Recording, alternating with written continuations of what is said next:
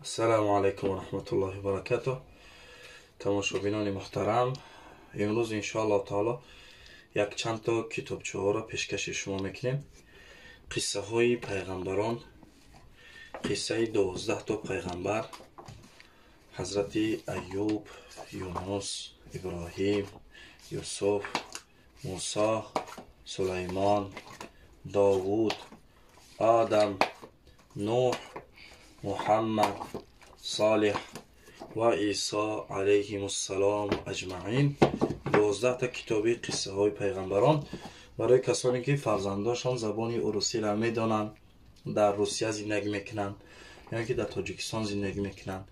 کتابچه های خوبند، چاپش هر رنگای صورت داره، کودک تشویق میکنه برای برای خواندن تشویق میکنه کودک. مثال نرخ یک کتابچه 150 روبل روسیه. به هر شهری روسیه که انشالله خواهش شما باشه به همونجا رای میکنیم. و اگر کسی که 12 تا کتاب بخره، 12 تا کتاب یک کمپلیت بخره، اگر یک تا از همین ورقایی که برای آموزش حرفا هسته انشالله تحفه هسته. کتاب های قصه هستن برای کلاما هم میشوند. یک و دو دوره. در اینجا یک قصه نیست، چند قصه شامل شدگی، چند قصه دیگه شامل شدگی کتاب یکش. درباره اصحاب کهف، درباره کسانی که میمون الله تعالی خوب میمون کرد و دیگه قصه های بسیار جالبند به زبان روسی. یعنی در کتاب دیومشم چند دیگه قصه داره. نرخ این کتابات 200 روبل، 100 روبل روسی. اینم انشاءالله تعالی اگر خواهش شما باشه به کدام شهر روسیه را باشه انشاءالله رای میکنیم. خب میگذاریم. گفتیم درباره این ورق‌های عادی نیستن.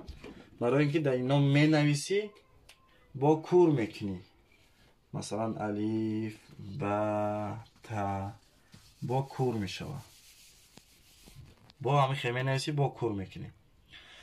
بعدا در پشت این با زبان انگلیسی هسته، زبان انگلیسی حرفاش. خب خوبی این چیه؟ برای یکم بار آدمی که مثال میخواه کودکش الف با را یاد بگیره، الف با را یاد بگیره، فتح اپرات باشه، اگر درباره همین شتریخ کد میگذاره ممکن در اینجا میبره که کسنیت здесь زیر که کردیم کانالی همین شرکت میبره، کانال یوتیوبش میبره.